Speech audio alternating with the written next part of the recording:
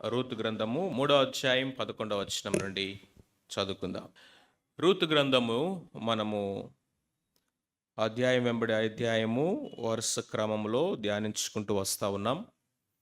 ఈ గ్రంథములో ఇద్దరు వ్యక్తులు ప్రాముఖ్యంగా ప్రత్యేకంగా 2-3 అధ్యాయాల్లో మనకు కనిపిస్తూ ఉన్నారు. మొదటిగా కనుక మనం చూసినట్లయితే వర్చువస్ ఉమన్ యోగ్యురాలు, గుణవతి అయినటువంటి ఒక స్త్రీ, ఆమె పేరు రూత్. రెండవది వర్చువస్ మ్యాన్, వెల్దీ మ్యాన్, మంచి పేరు కలిగినటువంటి ఒక వ్యక్తి, ఆయన పేరు బోయజు ఆయన యొక్క గుణము, రూతు ఆమె యొక్క గుణం. ఈ రెండిటినీ కూడా బైబిల్ చాలా ప్రత్యేకంగా ఆయన ఈ గ్రంథంలో రాసిపెట్టి ఉంచాడు. సామెతల గ్రంథము 31:10 చదవండి. సామెతల గ్రంథము 31:10.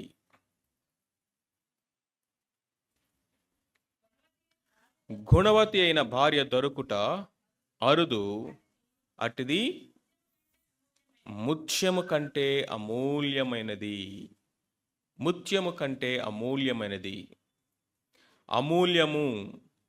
మూల్యము చెల్లించలేని, వెల కట్టలేని, డబ్బు ఇచ్చి కొనలేని, రుసుము చెల్లించలేనటువంటి గుణం అనేదట, క్యారెక్టర్ అనేది ఈ లోకములో ఏ యొక్క డబ్బుతో కానీ, బంగారముతో కానీ, ముత్యాలతో కానీ కొనలేనిది.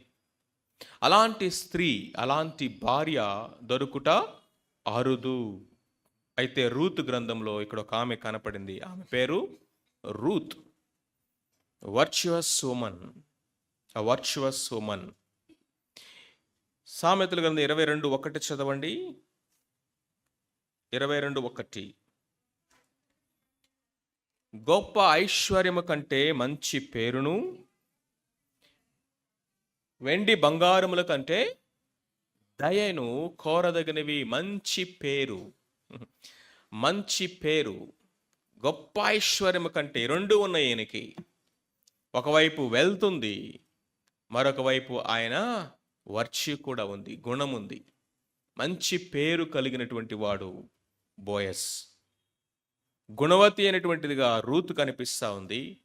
మంచి పేరు కలిగినటువంటి, సాక్ష్య జీవితము కలిగినటువంటి వ్యక్తిగా బోయజు మనకు కనిపిస్తూ ఉన్నాడు. ఈ యొక్క బోయజు గురించి నయోమి అంటుంది, అతడు మనకు సమీప బంధువు. సమీప బంధువు అంటే ఎవరు? సమీప బంధు ధర్మము జరిగించేవాడు ఏం చేస్తాడంటే 5 ప్రాముఖ్యమైనటువంటి పనులు చేస్తాడు సమీప బంధువు. మొట్టమొదటిగా చూడండి, సంఖ్యాకాండము 35:19. హత్య విషయములో ప్రతి హత్య చేయువాడు తానే నరహంతకుని చంపవలను. ఇక్కడ కాంటెక్స్ట్ ఏంటంటే avenging the death of a murdered relative. సమీప బంధువు ఏం చేస్తాడంటే, నా బంధువు అయినటువంటి ఒక వ్యక్తిని ఒకడు గనక హత్య చేశాడనుకోండి, ఆ హత్య నిర్హేతుకముగా, ఏ కారణము లేకుండా మర్డర్ చేస్తే, పాత నిబంధన గ్రంథంలో వాళ్ళు నేర్చుకున్నది ఏంటంటే కంటికి కన్ను, పంటికి పన్ను. కంటికి కన్ను, పంటికి పన్ను అంటే ప్రాణానికి ప్రాణం. దాన్ని వెంజెన్స్ అంటారు. ప్రతీకారం, తీర్పు తీర్చడం, ప్రతీకారం తీర్చుకోవటం. మరి తన సహోదరుడి పక్షంగా కానీ, తన యొక్క సమీప బంధువైనటువంటి చనిపోయినటువంటి వ్యక్తి పక్షముగా ఎవడు ఈ ప్రతీకారం తీర్చుకుంటాడంటే సమీప బంధువు తీర్చుకుంటాడు. అంటే ఇదిగో అన్యాయం జరిగింది, హత్య జరిగింది కాబట్టి ఇప్పుడు ఎవరు వీళ్ళ పక్షముగా రియాక్ట్ అవుతారు, ఎవరు వెళ్ళి వీళ్ళ కొరకు ప్రతీకారం తీర్చుకోవడానికి నేనున్నానని ముందుకు వస్తాడంటే సమీప బంధువు అనమాట. సమీప బంధువు చేసేదేనంటే మన పక్షముగా వ్యాజ్యమాడతాడు, మన పక్షముగా పోరాడతాడు, మన పక్షముగా ప్రతీకారము తీర్చుకుంటాడు. మొదటి పాయింట్. రెండవదిగా కనుక మనం చూసినట్లయితే ద్వితీయోపదేశకాండము 25:5 చదవండి. తన యొక్క సహోదరుడు గనక చనిపోయినట్లయితే ఆ సహోదరి యొక్క కుటుంబం, వంశము అది కంటిన్యూ అవ్వాలి అంటే ఆ దినాల్లో ఉన్నటువంటి ఆ కల్చర్, ఇప్పుడు ఈ కల్చర్లోకి తీసుకొచ్చి చూడబాకండి. అయ్యో చీ ఇదేం పాపం అనబాకండి. సో ఆ కల్చర్లో 2000 సంవత్సరాలు ఇప్పటికే, ఆ తర్వాత ముందు ఇంకొక 1000 సంవత్సరాలు కంటే ముందు, దావీదు కాలం కంటే ఇంకా ముందు, కాబట్టి 3000 సంవత్సరాలకి ముందు ఉన్నటువంటి పరిస్థితి ఇది. అది కూడా మన దేశం కాదు, అది వేరే కల్చర్. ఆ కల్చర్లో వాళ్ళ యొక్క ఫ్యామిలీ లైన్ని కంటిన్యూ చేయాలంటే ఎవరు పెళ్లి చేసుకోవాలంట? సహోదరుని యొక్క భార్యను తన సహోదరుడు పెళ్లి చేసుకోవాలి. ఆమె బయటికి వెళ్ళి వేరొకరిని పెళ్లి చేసుకోవటం అనేది అది దేవుడు దాన్ని ప్రొహిబిట్ చేశాడు. From the same family line, from his own brother ఆమెను వివాహం చేసుకొని తన సహోదరుని కొరకు సంతానం కంటాడు. ఇప్పుడు ఎవరైతే ఆమె ద్వారా సంతానాన్ని కన్నాడో ఆ వ్యక్తి ఎవరి కుమారుడు అని పిలువబడతాడు? చనిపోయినటువంటి వారి యొక్క కుమారుడు అని పిలువబడతాడు. వారి యొక్క వంశం అనేది కంటిన్యూ అవటం అనేది జరుగుతుంది అనమాట. ఇది లిబరేట్ మ్యారేజ్ అంటారు. అంటే ఆ వైధవ్యపు నిందను తీసివేసి కుటుంబం యొక్క వంశవృక్షాన్ని కొనసాగించడానికి దేవుడు నియమించినటువంటి వ్యవస్థ. ఎవరు ఆ విధంగా చేస్తారంటే రెండవది సమీప బంధువు. మూడవదిగా కనుక మనం చూసినట్లయితే లేవియాకాండం 25:25 చదవండి. తన యొక్క పొలాన్ని అమ్మేశాడు. అమ్మేసిన తర్వాత కూడా తన యొక్క పరిస్థితి ఇంకా దిగజారిపోయింది. ఆ ఆర్థిక పరిస్థితుల్లో ఇంకా కొట్టుమిట్టాడుతూ ఉన్నాడు. మరి ఇప్పుడు ఆ యొక్క పొలాన్ని తన సహోదరుడి కొరకు ఒక వ్యక్తి వచ్చి విడిపించవచ్చు. సో ఇప్పుడు ఇంకొక వ్యక్తి వస్తాడు, నేను ఆ యొక్క వెలను చెల్లించి ఆ యొక్క పొలాన్ని నేను కొని ఎవరికి ఇస్తాను? ఇప్పుడు తన సహోదరుడికి ఇస్తాడనమాట. సో కాబట్టి to buying back the land that has been sold, అమ్మబడినటువంటి పొలాన్ని తిరిగి కొని విడిపించటము, ఇది ఎవరు చేస్తారంటే సమీప బంధువు. లేవియాకాండము అదే అధ్యాయం 25వ అధ్యాయం 47వ వచనం చదవండి. తన యొక్క పిల్లల్లో ఒకరిని దాసిగా అమ్మేస్తారట. ఆర్థిక పరిస్థితులను బట్టి, కుటుంబ పరిస్థితులను బట్టి 4, 10 మంది, ఆ దినాల్లో 15 మంది, 20 మంది పిల్లలు కదా, ఒక పిల్లవాడిని తీసుకెళ్ళి ఒక దాసుడిగా, బానిసగా వాళ్ళకి అమ్మేస్తారు. సో అతడు ఇంక తన జీవితకాలం అంతా అక్కడే ఉండాలి. మరి వాడికి విడుదల ఎలాగా, విమోచన ఎలాగా? విడిపించగలిగిన సామర్థ్యము, విడిపించాలన్న మనస్సు కలిగినటువంటి సమీప బంధువు కనుక ఎవరైనా ముందుకొచ్చి ఇదిగో అతన్ని విడిపించడానికి నేను వెల చెల్లించి అతన్ని విడిపించి మరలా నీ కుటుంబంలోకి తీసుకొస్తాను అని ఎవరు ముందుకు వస్తారట? సహోదరుడు, సమీప బంధువు. నాలుగోది కనుక మనం చూసినట్లయితే ఎవరు? అమ్మబడినటువంటి ఆ యొక్క దాసుడుగా అమ్మబడినటువంటి ఫ్యామిలీ మెంబర్ని విడిపించటము. 25వ అధ్యాయం 35వ వచనం చదవండి లేవియాకాండం. ఒకడేమో అమ్మబడిన వాడు, ఇంకొకడేమో నిస్సహాయ స్థితిలో ఉన్నటువంటి వ్యక్తికి సహాయము. 5 ప్రాముఖ్యమైనటువంటి ఏరియాస్ని లేఖనం సెలవిస్తూ ఉంది. మొట్టమొదటిగా కనుక మనం చూసినట్లయితే మరణించినటువంటి తన సహోదరునికి ఆ సంతానము ఎవరై అంటే చేసేది, ఇవ్వగలిగింది సమీప బంధువు. రెండవది కనుక మనం చూసినట్లయితే సంతానము లేక చనిపోయినలా అతనికి సంతానము. తర్వాత కుటుంబంలో ఆ యొక్క ఆస్తిని విడిపించటము, అమ్మబడిన వ్యక్తిని విడిపించటము. తర్వాత looking after a needy and helpless member of a family, కుటుంబంలో నిస్సహాయ పరిస్థితుల్లో ఉన్నటువంటి వారిని ఆదుకోవటం. ఇవి సమీప బంధు ధర్మము. దీని ఏమన్నారు? సమీప బంధు ధర్మము. సో ఇప్పుడు రూతు లేకపోతే నయోమి యొక్క కుటుంబము రూతు విషయంలో ఈ బోయసు సమీప బంధువు అని చెప్పినప్పుడు ఏ ఏరియాస్లో ఆయన 5 ఏరియాస్లో ఇన్వాల్వ్ అవ్వగలడు చెప్పండి? సెకండ్ ఏంటది? చనిపోయినటువంటి తన సహోదరుని యొక్క భార్యను విడిపించటం.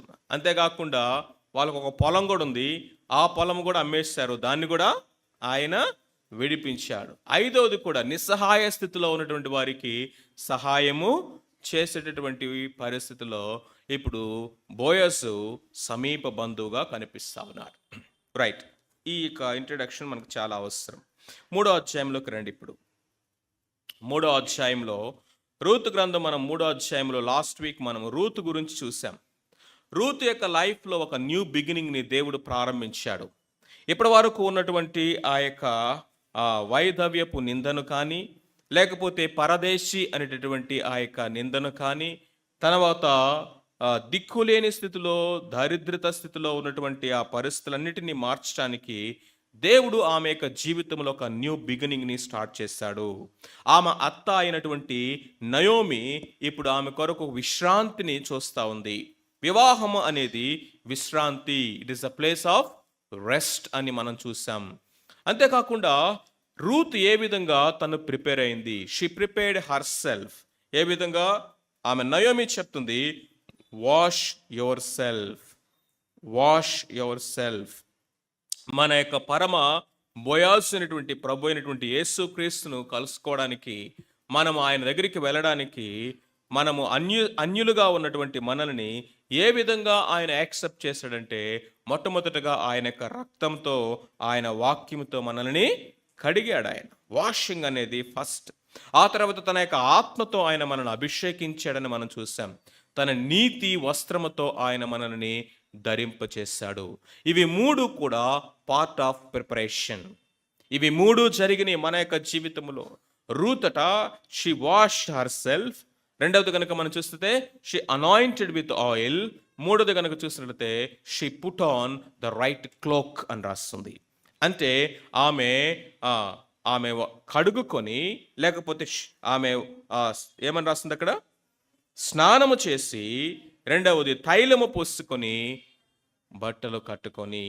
ఈ 3 చాలా ప్రాముఖ్యమైనవి ఆత్మీయ జీవితంలో ప్రిపరేషన్.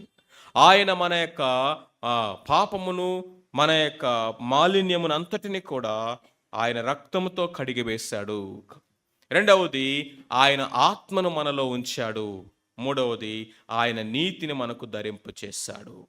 రెండవదిగా రూత్ యొక్క జీవితంలో ఈ న్యూ బిగినింగ్కి కారణం ఏంటంటే, not only preparation, but she placed herself under the authority, God given authority.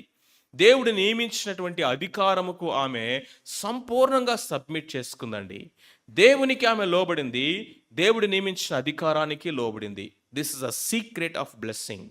మన యొక్క జీవితంలో ఎప్పుడైనా సరే గుర్తుపెట్టుకోండి, బ్రేక్ త్రూ అనేది ఎప్పుడు వస్తాయా అంటే, మన యొక్క జీవితంలో న్యూ బిగినింగ్స్ అనేవి ఎప్పుడు స్టార్ట్ అవుతాయట, మన జీవితంలో ఎండిపోయినవి మరలా ఎప్పుడు చిగురించడం అనేది స్టార్ట్ అవుతుందంటే, క్లోజ్డ్ డోర్స్ ఎప్పుడు ఓపెన్ అవ్వటం మనం చూస్తాము అంటే, దేవుని యొక్క బలమైన హస్తము మన పక్షముగా ఆయన పని చేయటము ఎప్పుడు మనం చూడగలుగుతామంటే, మన జీవితంలో ఏముండాలంటే ఆ స్పిరిట్ ఆఫ్ సబ్మిషన్.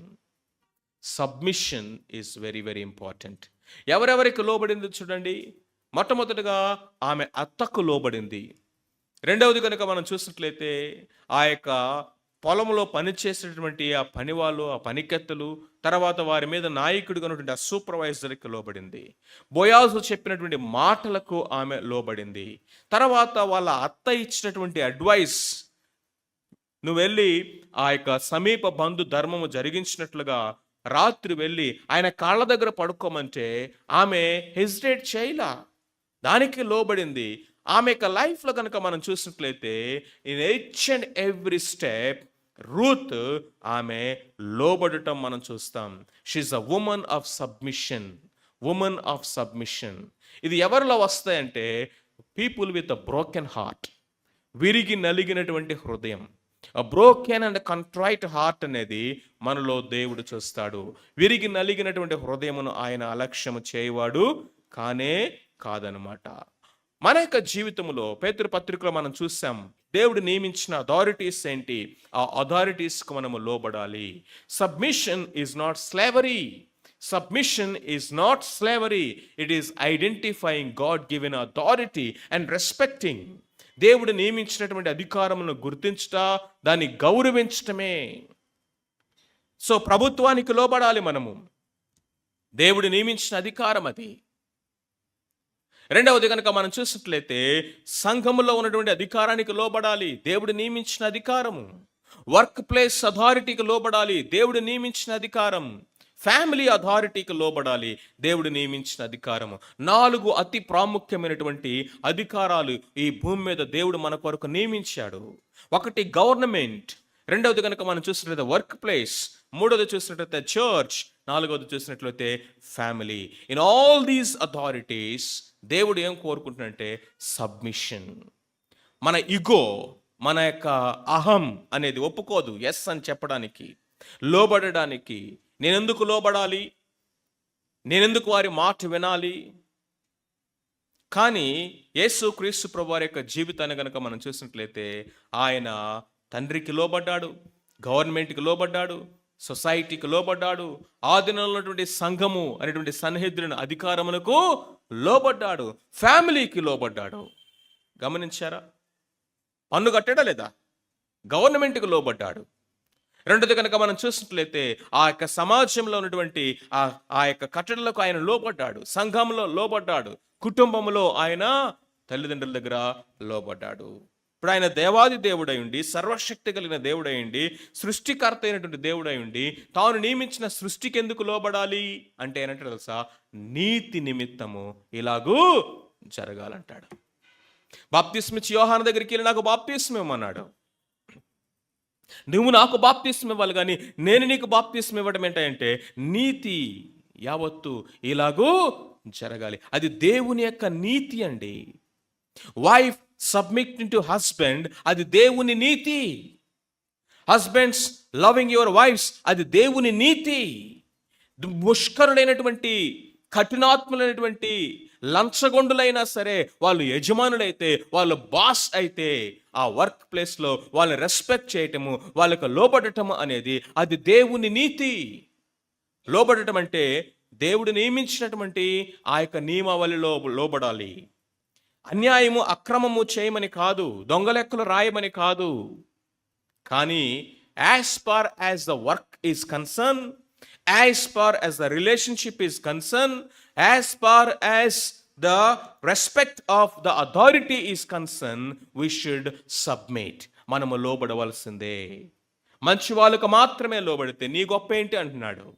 నిన్ను ప్రేమించే వాళ్ళకు మాత్రమే నువ్వు ప్రేమిస్తే నువ్వు చేసినటువంటి గొప్ప ఏముంది ఇక్కడ? విశ్వాసిగా నువ్వు ప్రత్యేకంగా వాళ్ళకి లోబడింది ఏముంది?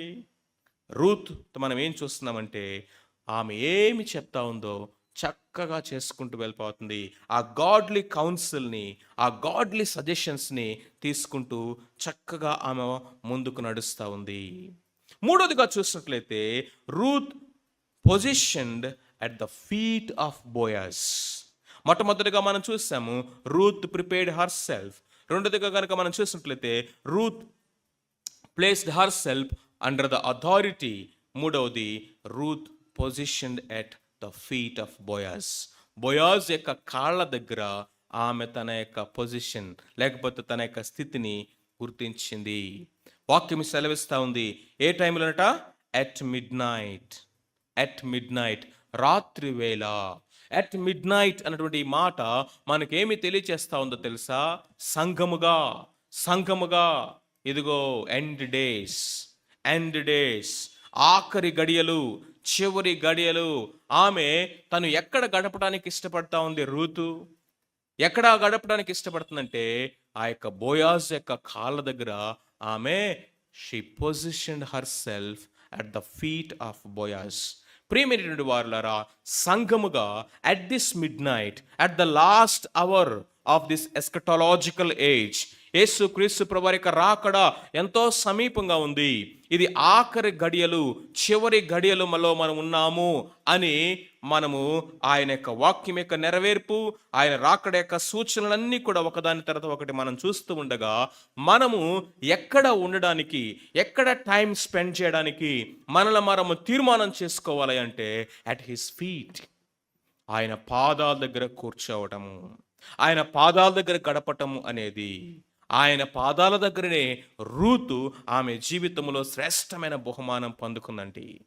ఎక్కడికి వెళ్ళి ఆమె తన బ్రతుకు మారిందయ్యా అంటే ఎక్కడికి వెళ్ళటం ద్వారా ఆమె తన యొక్క జీవితంలో ఒక న్యూ బిగినింగ్ని చూసింది. ఎక్కడికి వెళ్ళటం ద్వారా రూతు యొక్క జీవితంలో ఆశీర్వచనపు ద్వారాలు తెరవబడ్డాయంటే at the feet of Boaz. Boaz depicts Christ. క్రీస్తు ప్రభువుకు సాదృశ్యముగా బోయాసు ఇక్కడ మనకుంటున్నాడు. రూతు సంఘానికి సాదృశ్యంగా, నీకు నాకు మనందరికీ సాదృశ్యంగా ఉంటా ఉంది. ఈ చివరి గడియలలో, రాత్రి ఆల్మోస్ట్ ఇక గతించిపోతున్నటువంటి ఈ మిడ్ నైట్ టైంలో, ఈ అంత్య దినాల్లో, చివరి గడియల్లో నువ్వు సమయం ఎక్కడ గడపడానికి ఇష్టపడతా ఉన్నావు? ఆయన పాదాల దగ్గర కూర్చోడానికి సమయం ఉందా? వాక్యము ధ్యానించే విషయంలో, ప్రార్థన చేసే విషయంలో ఆయన పాదాలు పట్టుకొని ఆయన పాదాల దగ్గర. యాకోబు ఇజ్రాయిలుగా మార్చబడింది ఎక్కడో తెలుసా? At his feet. ఆయన పాదాలు పట్టుకున్నాడు. వెళ్ళి ఆయన పాదాల మీద పడ్డాడు. నువ్వు నా ఆశీర్వదించితే కానీ నేను నిన్ను విడిపించును. యాకోబు యొక్క జీవితం మారిపోయింది. At midnight, at the last hour తను దేవునితో పెనుగులాడుతూ ఉన్నాడు, పోరాడుతూ ఉన్నాడు. ఇశ్రాయేలుగా మార్చబడ్డాడు. సూర్యోదయం కూడా అయిందట. రాత్రి గతించిపోయింది, చీకటి అయిపోయింది. ఇక రాత్రి జీవితం, ఆ చీకటి జీవితం, ఆ శరీరానుసారమైన జీవితం, ఆ మోసకరమైనటువంటి యాకోబు జీవితం అంతా అయిపోయింది. న్యూ బిగినింగ్, న్యూ చాప్టర్ తన యొక్క జీవితంలో దేవుడిచ్చాడు. కారణం ఏంటంటే అట్ హిస్ ఫీట్, ఆయన పాదాల దగ్గర.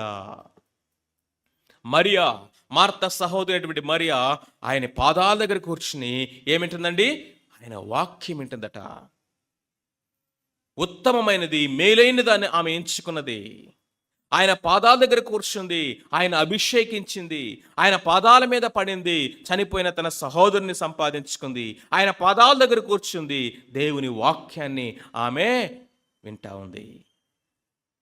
బైబిల్లో మనం చూసినట్లయితే ఈ మరియా 3 సార్లు మనకు కనిపిస్తుంది. ఆ 3 సార్లు కూడా యేసయ్య పాదాల దగ్గరే కనిపిస్తా ఉంది. ఎందుకు తెలుసా?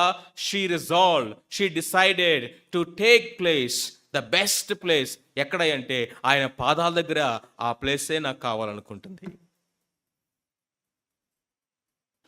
ఈ దినాల్లో మనం విస్తారమైన సమయాన్ని వ్యర్థపరుచుకుంటా ఉన్నాం. మనం అక్కడ కూర్చొని, ఇక్కడ కూర్చొని, అది చేస్తూ, ఇది చేస్తూ, మనము అది చూస్తూ, ఇది చూస్తూ, మనకున్నటువంటి ఆ యొక్క చివరి గడియను, ఆ విలువైనటువంటి సమయాన్ని మనం వ్యర్థపరుచుకుంటూ ఆయన వచ్చే సమయానికి నిద్రమత్తులుగా ఉంటామేమో. ఇదిగో పెండ్లి కుమారుడు, రండి, సమీపించండి, ఎదుర్కొని రండి అంటే దివిటీలు ఆరిపోయినటువంటి స్థితిలో బుద్ధి లేని కన్నికల వలె మనము జీవిస్తామేమో. ఇదిగో దేవుడు మనకు అనుగ్రహించినటువంటి ఈ యొక్క అవకాశాలను, దేవుడు మనకు అనుగ్రహించినటువంటి ఈ యొక్క సమయాన్ని, దేవుడు మన ఎదుట ఉంచినటువంటి ఈ యొక్క ప్రివిలేజెస్ అన్నిటిని మనము తీసుకొని ఆయన రాకడ కొరకు ఎదురు చూసేటటువంటి వారిగా, ఆయన పాదముల దగ్గర గడిపేవారుగా మనం ఉండాలి. ఎక్కడ ఉందయా రూత్ అంటే ఆయన పాదాల దగ్గర, ఆయన పాదాల దగ్గర.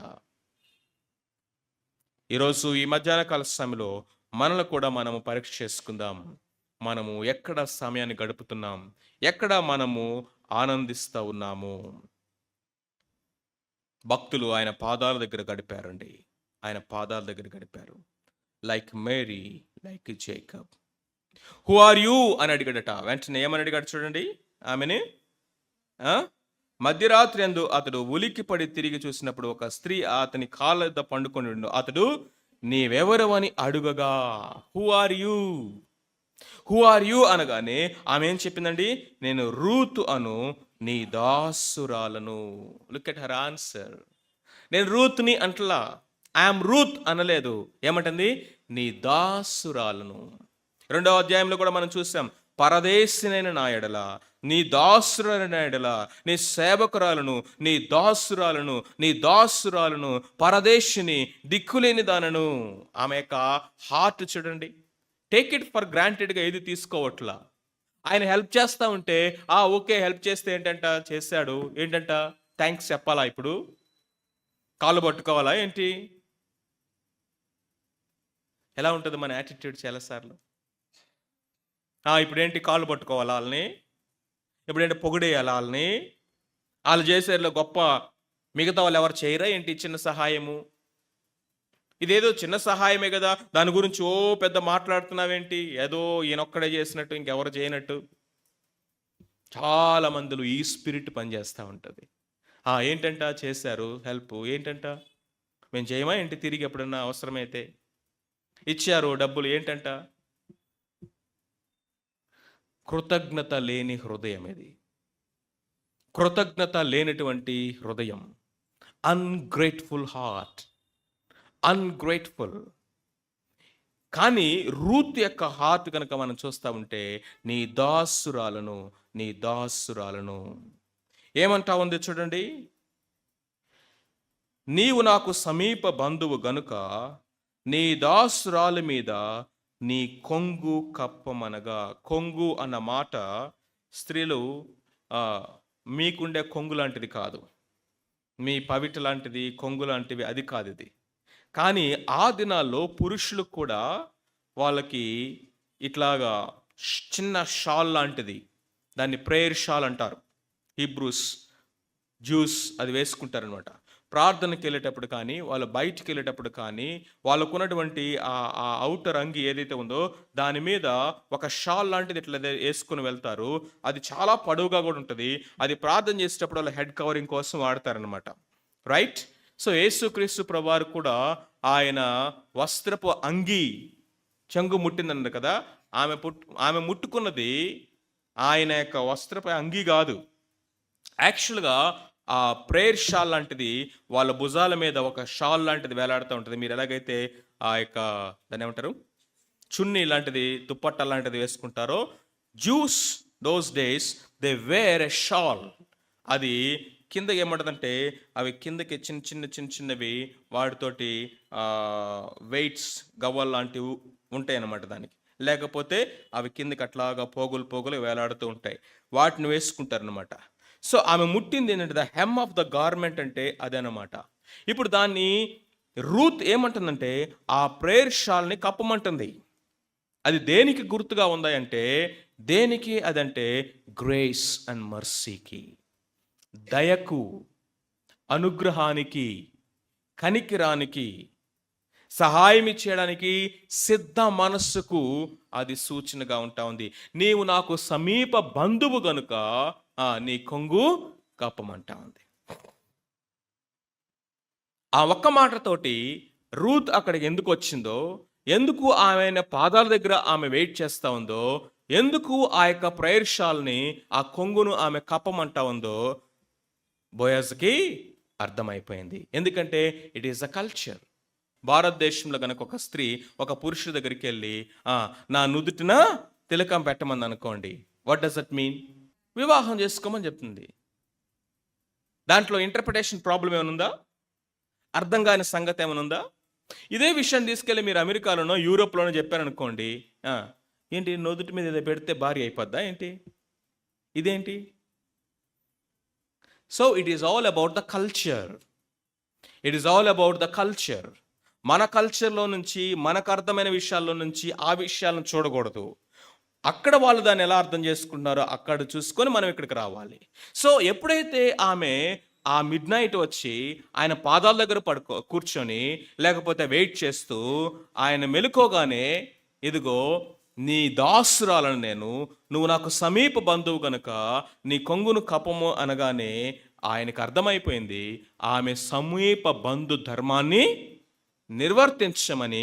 ఇందాక మనం చదువుకున్నామే ద్వితీయోపదేశ కాండము, లేవియా కాండంలో ఉన్నటువంటి ఆ సమీప బంధు ధర్మ నియమం ఏదైతే ఉందో, ధర్మశాస్త్రంలో దేవుడు వారికి ఇచ్చినటువంటి ఆ నియమావళి ఏదైతే ఉందో దాన్ని ఇప్పుడు చేయమని రిక్వెస్ట్ చేస్తూ ఉంది.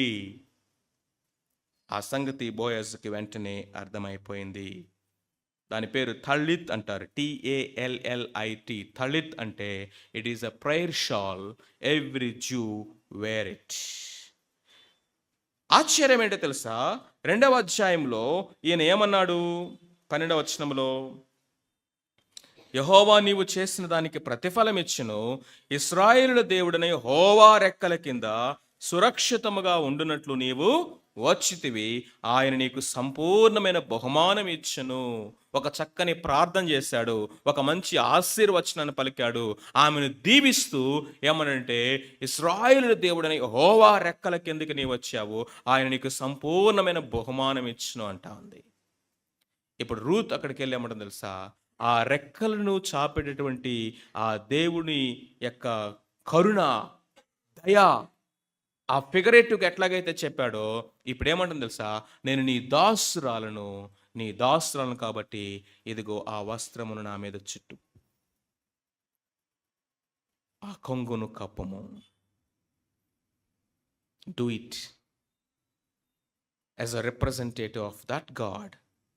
నువ్వు ఏ దేవుని రెక్కల కిందకైతే వచ్చావని ఆశీర్వదించావో, ఏ దేవుడైతే నీకు సంపూర్ణ బహుమానం ఇస్తాడని నా కోసం నువ్వు ప్రార్థన చేశావో, ఆ సమీప బంధు ధర్మాన్ని నిర్వర్తించి దానికి సూచనగా ఈ వస్త్రమును నా మీద కప్పుము.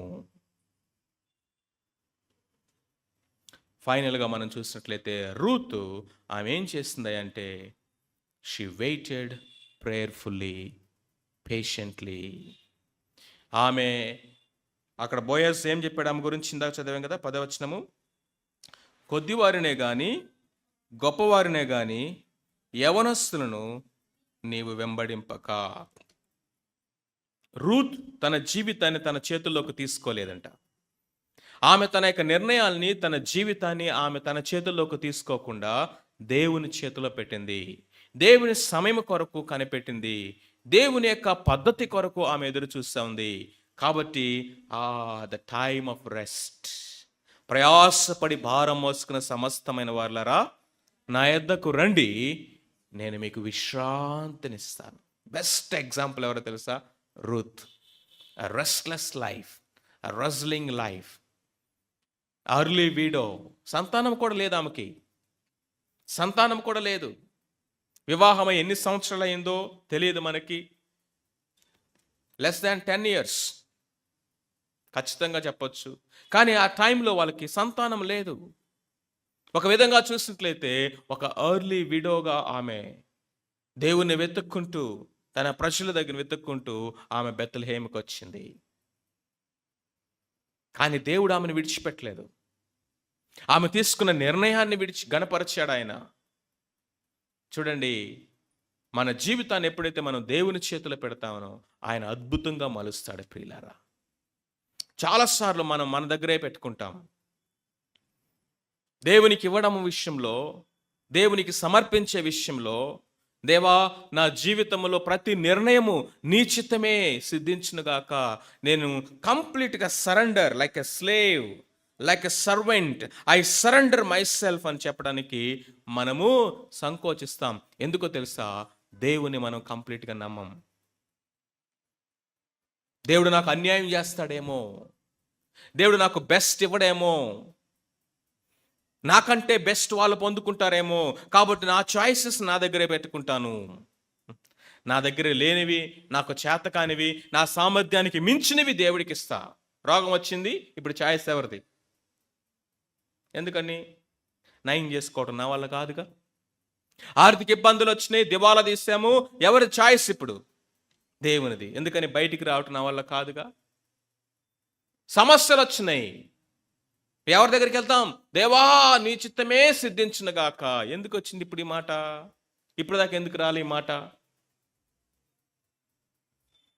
వివాహం విషయంలో దేవా నీ చిత్తమే సిద్ధించునుగాక అంటావా? సమస్యలు వచ్చినప్పుడు అంటావు. వివాహంలో surrender, submission, a surrendered will, a submissive heart, a surrendered will and a submissive heart. ఇవి రెండు కూడా దేవుడు చూస్తాడండి. సంపూర్ణముగా లోబడిచినటువంటి ఆ యొక్క హృదయము, దేవునికి అప్పగించినటువంటి ఆ యొక్క మనస్సు, దేవుని వాగ్దానాలను నమ్మింది, అంతే దేవుని కొరకు ఎదురు చూస్తూ ఉంది. బార్లీ కోతకాలం అంతా అయిపోయింది, రోజు వెళ్తా ఉంది, నమ్మకంగా ఆ పనిలో చేలోకి వెళ్ళి పని చేసుకుని వస్తూ ఉంది. She has immersed in work, doing work. దేవుడు అప్పగించిన పనిని నమ్మకంగా నువ్వు చేస్తూ ఉంటే నీ పనిని దేవుడు వెనక చేసుకుంటా వస్తాడు. దేవుడు నీకు అప్పగించిన పని, అది చదువైనా, అది ఉద్యోగమైనా, పరిచర్య అయినా, లేకపోతే ఏ బాధ్యత అయినా సరే, దాన్ని నమ్మకంగా నువ్వు చేస్తా వెళ్తా ఉండు. వెనక నుంచి దేవుడు నీ పనిని ఆయన ప్రిపేర్ చేసుకుంటా వస్తాడు. నువ్వు ఊహించవు, అడిగిన వాటికంటే, ఊహించిన వాటికంటే అద్భుతంగా గొప్పగా దేవుడు కార్యాలు చేస్తాడు. ఒకసారి వెనక్కి తీసుకుంటే, ప్రభువా నా జీవితంలో నీకు ఇంత గొప్ప తలంపులు ఉన్నాయా? Never thought of it. పట్టుమని 16, 17 సంవత్సరాలు రావు. అప్పటి నుంచే స్టార్ట్ అవుతాయి. ఎవరిని పెళ్లి చేసుకోవాలి, ఎవరైతే బాగుంటాడు, ఎత్తు ఎంత ఉండాలి, కలర్ ఎంత ఉండాలి, ప్రొఫెషన్ ఏముండాలి. ఆ? దేవుడు నీకు అప్పగించిన పనిని నువ్వు చేసుకుంటూ వెళ్ళిపోతా ఉండు. తగిన కాలంలో ఆయన నిన్ను హెచ్చిస్తాడు, తగిన కాలంలో ఆయన నిన్ను ఆశీర్వదిస్తాడు. Ruth never worried about marriage, never worried about a husband, never worried about a family, never worried. నీ చింత యావత్తు ఆయన మీద వేయండి, ఎందుకు ఆయన మీ విషయమై చింతించుచున్నాడు. దేవుడు మన విషయమై ఆయన ఆలోచిస్తూ ఉన్నాడు. నయోమి చక్కగా దాని గురించి కన్సర్న్ తీసుకుంటా ఉంది. రండి, దీంట్లో ఇప్పుడు బోయస్ గురించి మనం చూద్దాం. వీడి వరకు రూత్ యొక్క లైఫ్లో మనం చూస్తాం. రూత్ ఏం చేసింది? చక్కగా షీ ప్రిపేర్డ్ హర్ సెల్ఫ్. రెండోది కనుక మనం చూసినట్లయితే she placed herself under the authority, అధికారమునకు లోబడింది. She position herself at the feet of Boaz. Boaz పాదాల దగ్గరికి ఆమె వెళ్ళి కూర్చొని ఎదురు చూస్తూ ఉంది. అంతేకాకుండా ఆమె పేషెన్స్ తోటి ఎదురు చూస్తూ కనిపెడతా ఉంది. వెయిటింగ్. దేవుని యొక్క చిత్తంలో వెయిటింగ్ అనేది ఎప్పుడు కూడా వేస్టింగ్ కాదు. But what about Boaz life? 8, 9 వచనాలు చూడండి. ఈ వచనాల్లో మనం బోయాస్ జీవితంలో మనం ఏం చూస్తాం తెలుసా? ఇంటిగ్రిటీ, యథార్థత. ఒక రాత్రి వేళ ఒక స్త్రీ వచ్చి ఆయన పాదాల దగ్గర పడుకొని ఉండటం చూసినప్పుడు వెంటనే the way he responded to the situation ఒకసారి జాగ్రత్తగా ఆలోచించేయండి. ఇంటిగ్రిటీ, యథార్థముగా, ఇంకా చెప్పాలంటే పరిశుద్ధముగా. పరిశుద్ధత, పరిశుద్ధత, యథార్థత. ఆ రాత్రి సమయంలో ఆమెతో మాట్లాడిన విధానం కానీ, ఆమెను ట్రీట్ చేసిన విధానం కానీ, అతను ప్రతిస్పందిస్తున్నటువంటి ఆ సిచ్యువేషన్ కానీ, ఇవన్నీ చూస్తా ఉన్నప్పుడు బోయాస్ ఎవరో తెలుసా? ఆయన బయటికే కాదు మంచి పేరు కలిగిన వాడు, పబ్లిక్లోనే కాదు, ఆయన ప్రైవేట్ లైఫ్లో, సీక్రెట్ లైఫ్లో కూడా is a man of worth. Is a man of worth even when he's alone. Even he's alone in the midnight. Integrity అంటే ఒక ఆయన ఏం చెప్పాడు తెలుసా? Integrity is who you are when no one is watching. Integrity is who you are when no one is watching. ఎవరు నిన్ను చూడనప్పుడు, నువ్వు ఒక్కడవే ఉన్నప్పుడు, నువ్వు ఏమై ఉన్నావో, నువ్వు ఏమి ఆలోచిస్తావో, ఏ విధమైన తలంపులు నీకు వస్తాయో, ఏ విధమైన నిర్ణయాలు నువ్వు తీసుకుంటావో, ఏ విధమైనటువంటి ఆ ప్రతిస్పందన నీ మనసులో నుంచి వస్తుందో, దాట్ ఈజ్ యువర్ ఇంటిగ్రిటీ. నువ్వు అది. You are what you are in secret. You are what you are in secret. You are what you are when no one is watching you. You are what you are when all alone. Especially with a phone, all alone with high speed internet connectivity, with a woman, with wealth. జేబు నిండా డబ్బులుండి సర్వ స్వాతంత్రం చేతిలో ఉన్నప్పుడు నీవెవరు అనేది తెలుస్తుందట. Freedom ఇచ్చి ఒక వ్యక్తిని టెస్ట్ చేయమన్నాడు, డబ్బు ఇచ్చి ఒక వ్యక్తిని టెస్ట్ చేయమన్నాడు, ఈ లోక సంబంధమైన భోగాలు ఇచ్చి ఇంకొక వ్యక్తిని టెస్ట్ చేయమన్నాడు. ఆ టెస్ట్లో కనుక నిలబెడతానట, టెస్ట్ ప్రూవెన్ అన్నట. మూడోది ఏంటో తెలుసా? ఈ లోకంలో ఉన్నటువంటి పేరు, ప్రఖ్యాతులు, అధికారములు ఇవన్నీ ఇచ్చి టెస్ట్ చేయండి. అప్పుడు అతనిలో ఉన్న ఒరిజినాలిటీ అంటే బయటకు వస్తుంది. ఒరిజినాలిటీ. దానియేలు జీవితాన్ని, యోసేపు యొక్క జీవితాలని ఇప్పటికీ కూడా మనం ఎందుకు మాట్లాడుకుంటున్నాము? ఇప్పటికీ యవనస్తులకు వాళ్ళ జీవితాలు ఎందుకు ఒక సవాలుకరంగా ఉన్నాయో తెలుసా? They were tested. They were tested in all these areas. Tested faith is attested faith. Attestation, proven, original. ఒక గజెట్ ఆఫీస్ దగ్గరికి వెళ్ళి అటెస్టేషన్ చేపిస్తాం. ఆ అటెస్టేషన్ అనేది మన యొక్క జీవితానికి దేవుడే చేయాలి. అది ఎప్పుడో తెలుసా? Test. Test after test, test after test. కొంతమంది చాలా వాటిలో బాగా నిలబడ్డారు కానీ కొన్నిట్లో ఫెయిల్ అయ్యారు. దావీదు స్త్రీ విషయంలో ఫెయిల్ అయిపోయాడు. మిగతా చాలా విషయాలు నిలబడ్డాడు. హృదయానుసరుడైన మనుష్యుడు. Such a great man failed. Purity in private, it produces blessings in public. బహిరంగ జీవితములో, భవిష్యత్తు జీవితములో, కుటుంబ జీవితములో ఆశీర్వాదానికి మూలం ఏంటో తెలుసా? యవనస్తులారా వినండి, రేపొద్దున మీరు వివాహం అయిన తర్వాత మీ వైవాహిక జీవితంలో, కుటుంబ జీవితంలో, ఇదిగో పిల్లల తరాల వరకు వచ్చేటటువంటి ఆ ఆశీర్వాదానికి మూలము నీ అంతరంగిక పరిశుద్ధ జీవితం. ఈ లోకములో ఉన్నదంతా కూడా కామాభిలాష, lust and the desire of lust and the passions of lust. All media, all the movies, all electronic digital media, ఈ లోకములో ఉన్నది అంతయు శరీరాశ, నేత్రాశ, జీవపు డంబం. The lust of the flesh, the lust of the eyes and the lust of the self. Pride of life అంటే ఏంటి? Lust of self. ఈ మూడిట్లో కామన్గా ఉన్నదేంటి? లస్ట్. మరి లోకములో ఉన్నదంతా ఏంటి? లస్ట్, కామాభిలాష. మనుషులో ఉన్న లస్ట్ని ప్రమోట్ చేసేది, ప్రొడ్యూస్ చేసేది ఈ లోకములో ఉన్నదంతా. భయంకరమైనటువంటి ఆ లస్ట్ని ప్రేరేపించే జోకులు, వాటి డైలాగులు, వాటి పాటలు, ఆ పాటలు, all the movies and the dialogues, all the movies and the songs, all the movies and their promotion is nothing but lust. కామాభిలాష యందు కాక తన ఘటములను పరిశుద్ధత యందును, ఘనత యందును ఎట్లు కాపాడుకోవాలో ఎరిగి ఉండుట, ఇదే దేవుని చిత్తం.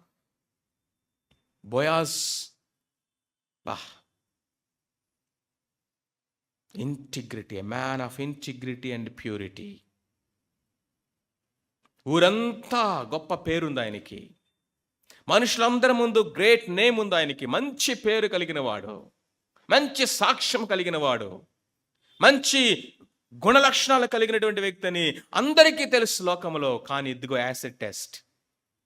ఇట్లాంటి టైమ్స్లో ఒంటరిగా ఉన్నప్పుడు ఒక స్త్రీ తన దగ్గరికి వచ్చినప్పుడు, అమ్మా, కుమారి, ఏమి మాట్లాడుతున్నాడు, ఏ విధంగా ఆమెను పిలుస్తున్నాడు, ఏ విధంగా ఆ సిచ్యువేషన్ రీడ్ చేస్తున్నాడు, ఏ విధంగా ఆ సిచ్యువేషన్కి రెస్పాండ్ అవుతున్నాడు, ఎంత హుందాగా ఆ పరిస్థితిలో ఆయన బిహేవ్ చేస్తున్నాడో చూడండి. మ్యాన్ ఆఫ్ ఇంటిగ్రిటీ, యథార్థవంతుల కోసం దేవుడు వెతుకుతున్నాడండి. రెండవది కనుక మనం చూసినట్లయితే, Boaz respects and values Ruth. రూత్ని ఎంత రెస్పెక్టబుల్గా, ఎంత వాల్యూ తోటి, విలువతోటి ఆమెని పిలుస్తున్నాడు. Treating people with respect and dignity. Treating people with respect and dignity. ప్రియులారా, వాళ్ళు ఎవరైనా కావచ్చు, ఎవరైనా కావచ్చు. ఇదినాల్లో కనుక మనం చూసినట్లయితే, మేము పెరిగిన కల్చర్, పల్లెటూరుల్లో లేకపోతే ఫ్యామిలీస్లో కనుక మనం చూసినట్లయితే, భర్త భార్యని ఏమని పిలుస్తాడు చెప్పండి? ఒసే, ఒసే. భార్య ఒసే అంట. మరి తిరిగి ఒరే అంటే ఆమె. Such is a culture we grew up. Where is the dignity?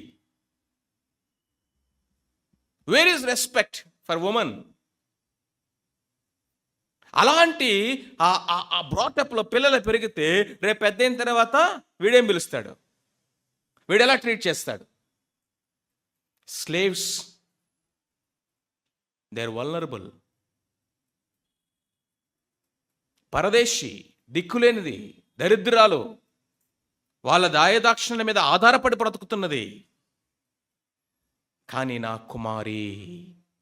నిజానికి బోయాజ్ అంట ఒక జనరేషన్ ఎల్డర్ అంట ఏమకంటే, అంటే ఆల్మోస్ట్ ఈక్వల్ టు నయోమీస్ హస్బెండ్. నయోమీస్ ఎలిమెలేక్ ఉన్నాడు కదా, ఎలిమెలేక్ మేబీ వాళ్ళకంటే కొంచెం చిన్నోడై ఉంటాడు. ఆ జనరేషన్ సంబంధించిన ఆయన. అందుకని యవనస్తుల దగ్గరికి నువ్వు వెళ్ళలేదు, కొద్దివారినేమి గొప్పవారినేమి నువ్వు ఆశించలేదు అన్న మాట ఆయన వాడటంలో అది. నా కుమారి వినుము. యేసు క్రీస్తు ప్రభువారు ఎలా పీపుల్ని ట్రీట్ చేశాడండి? వ్యభిచారంలో పట్టబడిన స్త్రీ వచ్చింది అక్కడ. అమ్మా అంటున్నాడు. సమరయ స్త్రీని ఆమె తెలియకుండా రహస్యంగా ఎంతో ఘోరమైన బ్రతుకుతా ఉంది. ఎక్కడ కూడా ఒక్క వర్డ్లో కూడా మిస్ట్రీట్ చేయలేదు. ఎక్కడ కూడా చిన్న చూపు చూడలేదు. ఎక్కడ కూడా చులకన భావనతో కూడా చూడలేదు. చులకన భావన వాళ్ళ యొక్క ఆస్తుల అంతస్తులను బట్టి కానీ, వాళ్ళకున్నటువంటి సోషల్ బ్యాక్గ్రౌండ్ బట్టి కానీ, వాళ్ళకున్నటువంటి ఫైనాన్షియల్ కండిషన్ బట్టి కానీ, వాళ్ళ యొక్క చదువును బట్టి కానీ, లేకపోతే వాళ్ళు వేసుకున్న డ్రెస్ను బట్టి కానీ, వాళ్ళు ఉండే ఇంటిని బట్టి కానీ, వాళ్ళు ఉండేటువంటి ప్లేస్ని బట్టి కానీ, సమ్ టైమ్స్ స్లమ్లో ఉన్న పీపుల్ని, ఆ యొక్క బస్తీల్లో ఉండేటువంటి వాళ్ళని చూసినప్పుడు ఏదో ఒక రకమైన చులకన భావన. ప్రియులరా, దట్స్ నాట్ క్రైస్ట్ హార్ట్. అది క్రైస్ట్ హార్ట్ కాదు. మనకు కావాల్సింది కంపాషనేట్ హార్ట్, దయగల కనికరమతో కూడినటువంటి మనస్సు. అలాంటి అండర్ ప్రివిలేజ్డ్గా ఉన్నటువంటి ప్రజలను మనం చూస్తున్నప్పుడు, దిక్కులేనటువంటి స్థితిలో ఉన్న వారిని చూస్తూ ఉన్నప్పుడు మనము కేర్లెస్గానో లేకపోతే ఏదో యారగెంట్గానో వాళ్ళని ట్రీట్ చేయకూడదు. కానీ వాళ్ళ వర్త్ని మనం చూడాలి. ఎందుకో తెలుసా? They are created in the image of God. They are in the image of God. వాళ్ళు దేవుని పోలికలో సృష్టించబడినటువంటి వారు. ఈవెన్ భయంకరమైన పాపములో పడిపోయినటువంటి ఒక వ్యక్తిని మనం చూస్తున్నా కానీ మనము ఆ పాపాన్ని అసహించుకోవాలి, no doubt at all. But we must look at the image of God. వీళ్ళు దేవుని పోలికలో సృష్టించబడ్డారు. దేవుని యొక్క సృష్టి, దేవుడు ఎంతో విలువగా వీళ్ళని చేశాడు. ఇదిగో ఆ యొక్క విలువైనటువంటి దేవుని సృష్టి అయ్యో నశించిపోతా ఉంది, అయ్యో పాడైపోతున్నాడే, అయ్యో డ్రగ్స్కి అడిక్ట్ అయిపోయాడే, అయ్యో వీడు తిరుగుబోతు అయిపోయాడే, అయ్యో ఈ పాపములు వీరు కూరుకుపోతా ఉన్నారే, ఈ జీవితం నశించిపోతుంది. That is the concern. అంతేగాని వాళ్ళ పేర్లు పెట్టి, వాళ్ళ తోకలు పెట్టి, వాళ్ళ బ్యాక్గ్రౌండ్స్ని పెట్టి హ్యూమిలియేట్ చేయటము, తక్కువ చేసి మాట్లాడటము, అడ్వాంటేజ్ తీసుకోవటము, ఎక్స్ప్లాయిటేషన్ చేయటము అనేది క్రైస్తవులకు తగదు. Look at Boaz here, respects and Boaz acts with responsibility. ఎంత రెస్పాన్సిబుల్గా అతడు యాక్ట్ చేస్తున్నాడు చూడండి. ఇక్కడ ఏమంటున్నాడు తెలుసా? మేబీ అతని వివాహమై విడోగా అయిపోయాడో బోయాసు, లేకపోతే అంత వయసు వచ్చిన వివాహం కాలేదో మనకైతే తెలియదు. But is a quiet old man. ఇలాంటి సిచ్యువేషన్ టైంలో ఒక స్త్రీ వచ్చి, ఒక యవనస్తురాలుగా ఉన్నటువంటి ఒక విడో ఆ దగ్గరకు వచ్చి, నాకు సమీప బంధు ధర్మాన్ని నిర్వర్తించయ్యా, ఇది ధర్మశాస్త్రమే కదా, ఇది లీగలే కదా, నువ్వు చేయదగిన స్థితిలోనే ఉన్నావు కదా అంటే టక్మని ఎగురు జంపేసి ఆపర్చునిటీ వచ్చింది, నేను పెళ్లి చేసుకోవచ్చు, తర్వాత కుటుంబాన్ని గైడ్ చేయొచ్చు, రేపొద్దున్నే సంతకం పెట్టేస్తా అన్నాడా? There we find the maturity and the honesty of this man. ఇక్కడ చూపిస్తున్నాడండి అసలు బోయాసులో ఉన్నటువంటి ఇన్నర్ వర్త్ మనకి ఎక్కడ కనిపిస్తా ఉంది తెలుసా? ఇక్కడ ఏమంటున్నాడు తెలుసా? నాకంటే సమీప బంధువు ఇంకొక వ్యక్తి ఉన్నాడు. Unless otherwise he rejects, I can't take this. This is a man who trust the sovereignty of God. దేవుని సార్వభౌమత్వాన్ని నమ్మిన వ్యక్తి, దేవుని యొక్క సర్వాధికారాన్ని నమ్మినటువంటి వ్యక్తి. ఈ రెండింటిని నమ్మిన వాళ్ళు ఏం చేస్తారు తెలుసా? దేవుడు నా కొరకు సిద్ధపరిచింది, ఎవడు నా దగ్గర నుంచి అది తీసివేయలేడు. దానికోసం నేను ఆ దారిలో ఈ దారిలో, ఆ రికమెండేషన్ ఈ రికమెండేషన్, ఆ పద్ధతి ఈ పద్ధతిలో నేను వెళ్ళాల్సిన అవసరం లేదు. నాకంటే ఎవరు అవుట్ రన్ చేయలేరు. ఎవరో నాకంటే ముందుగా పరిగెత్తుకొని దేవుడు నా కోసం సిద్ధపరిచిన దాన్ని దొంగిలించలేడు.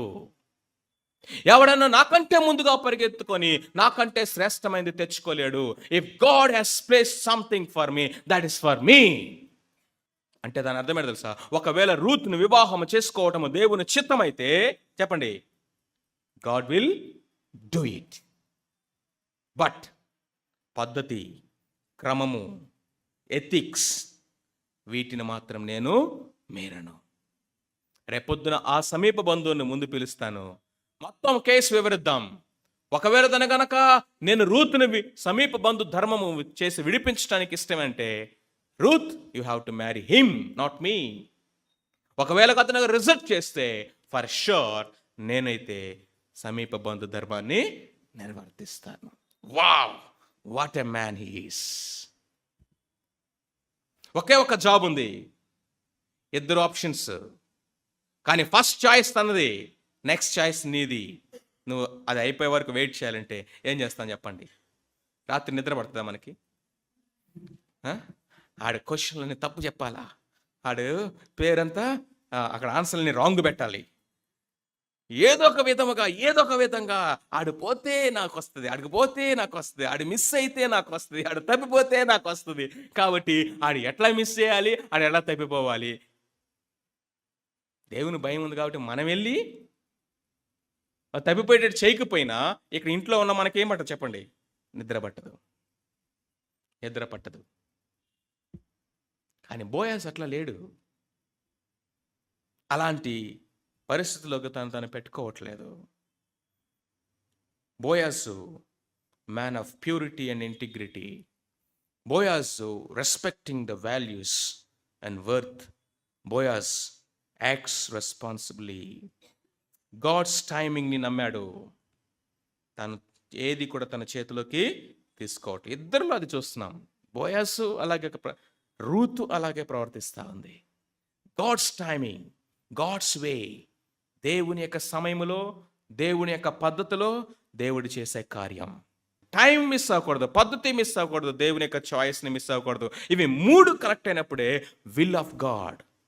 దేవుని చిత్తం అంటే ఏంటో తెలుసా? దేవుడు నీ జీవితంలో ఏర్పాటు చేసిన వ్యక్తి, చాయిస్. దేవుడు నీ జీవితం నిర్ణయించిన సమయం, టైం. దేవుడు నీ కొరకు సిద్ధపరిచిన పద్ధతి. God's way, God's time and God's choice. ఈ మూడు గాడ్స్ విల్. దానికోసం మనం కనిపెట్టాలి. చాలాసార్లు దేవుని చిత్తంలో ఈ మూడిట్లో ఎక్కడో చోట మిస్ అయిపోతాం మనం. 30-40 సంవత్సరాలు వస్తాయి, ఈ అన్న మాత్రం నేను ఇంకా 25 సంవత్సరాలు అన్నట్టుగా కూర్చుంటాడు. ఏంటి తమ్ముడు అంటే, ఆ కారణం, ఈ కారణం, ఈ కారణం, ఆ కారణం, ఎన్ని కారణాలనే చెప్పు. God's timing is God's will. యవనస్తులారా గుర్తుపెట్టుకోండి, పేరెంట్స్ గుర్తుపెట్టుకోండి, God's timing is God's will. నువ్వు 40 సంవత్సరాలకి పెళ్లి చేసుకోవడం దేవుని చిత్తం కానే కాదు. మహా అయితే ఇంకొక 20 సంవత్సరాలు నువ్వు బతికేది. ఏం చేస్తావు 20 సంవత్సరాలు? అది కూడా ఫుల్ లైఫ్ ఉంటే 60 కొట్టాడంటే సెంచరీ కొట్టినట్టే మా జనరేషన్. అంతకంటే ఎక్స్పెక్టేషన్ కూడా లేదు. నువ్వు 40 సంవత్సరాలుగా పెళ్లి చేసుకోకుండా, 40 సంవత్సరాలకు కుటుంబం లేకుండా, పిల్లలను కనకుండా, దైవికమైన కుటుంబాన్ని కట్టకుండా, నీకున్నటువంటి వర్చ్యూ, వాల్యూ, వైటాలిటీ, స్ట్రెంగ్త్ అంతా కూడా ఉడికిపోయిన తర్వాత, మొత్తం అయిపోయిన తర్వాత ఏం చేస్తా? పెళ్ళిళ్ళు చేసుకొని you give any reason, that reason is not valid. In right time, the right person, in the right way, that is the will of God. Boaz, Ruth ఇద్దరిలో కూడా మనం ఇది చూస్తూ ఉంటాం.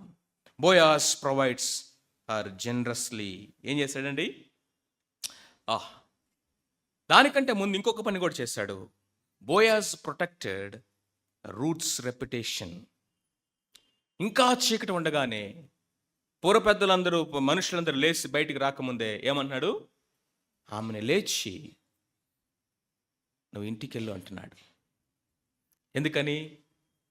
People may misunderstand, people tomorrow May mistreat you. ఆయన concern చూడండి. అమ్మా నువ్వు వెళ్ళి ఇంటికి వెళ్ళు, నేను మార్నింగ్ ఈ సంగతి నేను చూసుకుంటాను. ఎందుకంటే రేపొద్దున నీ గురించి పీపుల్ ఎవరు బ్యాడ్గా అనుకోకూడదు, నా గురించి బ్యాడ్గా అనుకోకూడదు. అది దేవునికి మంచిది కాదు, మనకి మంచిది కాదు. ప్రియులారా, మన జీవితాలు గుర్తుపెట్టుకోండి. నేనేం తప్పు చేశాను, ఇది తప్పు కాదు కదా, ఇది తప్పు కాదు కదా అనే స్టేట్లో ఉండబాకండి. కానీ మనం ఎప్పుడు కూడా మన యొక్క సంబంధాలను బట్టి కానీ, మన యొక్క సంభాషణలను బట్టి కానీ దుష్టుడికి అవకాశం ఇచ్చేవారిగా ఉండకూడదు. మనుషులు మన గురించి చెడ్డగా మాట్లాడుకునే అవకాశం అసలు ఇవ్వనే వద్దు. ప్రియులారా, ఇవన్నీ చాలా sensitive issues. Right to wrong అని ఎడ్జ్ దగ్గర ఉండబాకండి. ఇక్కడ నుంచున్నాం అనుకోండి, నేను పడ్డానా? ఇక్కడ నుంచున్నాను, పడ్డానా? పడలా. కానీ అవకాశం ఏముంది? పట్టడానికి అవకాశం ఉంది. ఈ ఎడ్జ్లోకి వెళ్ళి నుంచొని నేను ఇంకా పడలేదు కదా, ఇది రైటే కదా, ఇది రైటే కదా, ఇది రైటే కదా, ఇదంతా ఇక్కడికి వచ్చి నుంచోరాదు సేఫ్గా? ఇక్కడికి వచ్చి నుంచోవడం ఎందుకు? ఈ ఎడ్జ్లోకి వెళ్ళటం ఎందుకు? ఆర్గ్యుమెంట్స్ ఎందుకు? డిస్కషన్స్ ఎందుకు? ఇది తప్పే ఉంది అంటావు ఎందుకు? మిడ్ నైట్ ఫోన్లు చేస్తూ ఉంటావు. మిడ్ నైట్ ఫోన్లు ఎందుకు? ప్రాజెక్టులు అయినా వర్క్ అయినా unless otherwise is official group call, no individual calls, even with the colleagues, even with the friends, even if it is your official work discussion, no, ఫ్యామిలీకి అది మంచిది కాదు. No, work, look at it, the work, not at home. ఆ unnecessary text మెసేజ్లు ఎందుకు? Text ఎందుకు? రేపు వెళ్ళి చక్కగా మాట్లాడరాదు ఆఫీస్లో కూర్చొని వాళ్ళతోటి? టెక్స్ట్లు ఎందుకు? ప్రియమైన వారలారా, ఇవి మన జీవితాలని, మన కుటుంబాలని, మన ఆత్మీయ జీవితాలని, మన పిల్లల చుట్టూ కంచె వేసుకోవాలి. ఫైనాన్షియల్, ఆర్థిక విషయాల్లో జాగ్రత్త. ఇచ్చే విషయంలో, తీసుకునే విషయంలో. ఈ మధ్యలో వెంట వస్తున్నాను, వాళ్ళకి డబ్బులు ఇచ్చాం, వీళ్ళకి డబ్బులు ఇచ్చాము, వాళ్ళకి ఇచ్చేసాము, వీళ్ళకి ఇచ్చేసాము. యవనస్తులు కూడా ఫస్ట్ వాడు ఏంటి? Praise Lord. ప్రైజ్ లాడ్ అన్నా, ప్రైజ్ లాడ్ సిస్టర్ అంటాడు వీడు. చెప్పమ్మా, చెప్పండి సిస్టర్ గారు. మా ఇంట్లో ఆర్థిక సమస్యలు ఎక్కువైపోయినాయి బ్రదర్. మా మమ్మీకి ఆరోగ్యం బాగాలేదు బ్రదర్. మా తమ్ముడికి ఫీజులు కట్టలేకపోతున్నాం బ్రదర్. ఉద్యోగం చూస్తేనేమో ఎలా ఉంది బ్రదర్, ప్రమోషన్ రావట్లేదు బ్రదర్. బాగా మా ఫ్యామిలీ సఫరింగ్లో ఉంది బ్రదర్. ఇప్పుడు ఇంతకేం చేయాలి? ప్రార్థన చేయండి బ్రదర్ అంట. ఇప్పుడు నేను చెప్పిన మాటలు తప్పు ఉందమ్మా? నేను చెప్పిన విధానంలో తప్పు ఉందేమో కానీ కొంచెం సర్కాస్టిక్గా చెప్పుకుంటాను, కానీ దాంట్లో ఏమైనా తప్పు ఉందా? మా ఫ్యామిలీలో సమస్యలు ఉన్నాయి, మా మమ్మీకి హెల్త్ బాగలేదు, నాకు సమస్యలు ఉన్నాయి, మా తమ్ముడికి ఫీజులు కట్టలేకపోతున్నాము, మా ఫ్యామిలీలో ఆర్థిక ఇబ్బందులు ఉన్నాయి, అనారోగ్య సమస్యలు ఉన్నాయి, మీరు ప్రార్థన చేయండి. తప్పు ఉందా? ఉందా? 100కి 100% తప్పు ఉంది దాంట్లో. We're talking with a wrong person, right information. ఎందుకో తెలుసా? ఈ జూనియర్ పాస్టర్ ఇంటికి వెళ్ళి ఏం చేస్తారు చెప్పండి? నాకే చెప్పింది,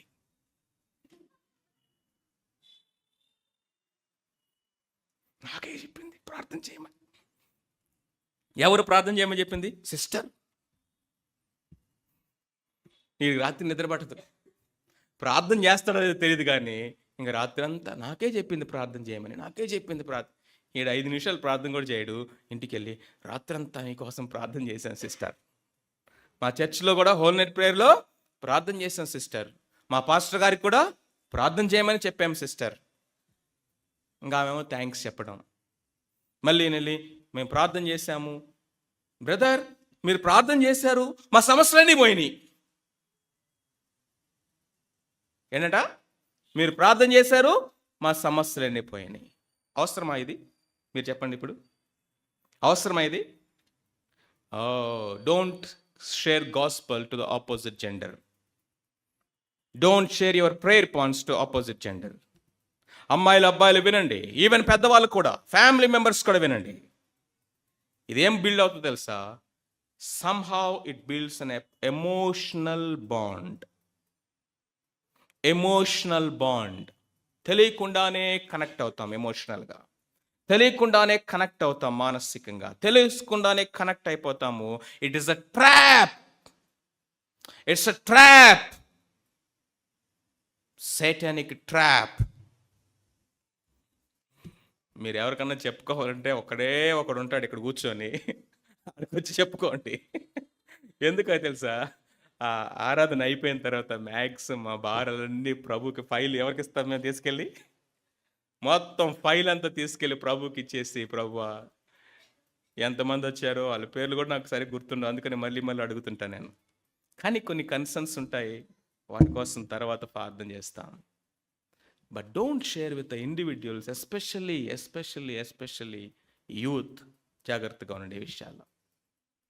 బోయస్ ట్రీట్ హర్ రెస్పెక్టబుల్లీ. డిగ్నిటీని కాపాడాడు, జనరస్గా ఇచ్చాడట. ఫైనల్గా ఏంటి? జనరస్గా ఇచ్చాడు. మా పొలంలో నేను చూసేవాడిని. కరెక్ట్‌గా ఆ రోజు అక్కడికొచ్చి కూర్చొని ఉండేవాళ్ళనమాట. ఎప్పుడు దాకా? ఆ కల్లం అంతా నూర్చి మొత్తం బ్యాగ్స్‌కి నింపేటప్పుడు వాళ్ళేం చేస్తారంటే అక్కడికొచ్చి నుంచుంటారు. ఇప్పుడు వీళ్ళేం చేస్తారో తెలుసా? చాలా జనరస్‌గా, చాలా భరోసాగా ఆళ్ళని పిలిచి ఏం చేస్తారంటే వాళ్ళకివ్వగలిగిన బెస్ట్‌ని ఆ టైంలో ఇస్తారనమాట. ఎందుకో తెలుసా? గ్రాటిట్యూడ్ దేవునికి.